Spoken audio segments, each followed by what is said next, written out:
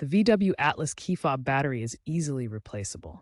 You'll typically need a CR2032 battery and a small flathead screwdriver or plastic pry tool. First, insert the screwdriver into the seam on the side of the fob to gently pry it open. Once open, remove the old battery, noting the positive plus side.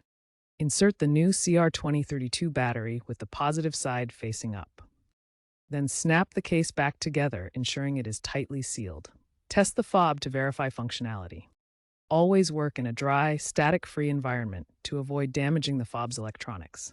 Dispose of old batteries properly, as they are hazardous waste.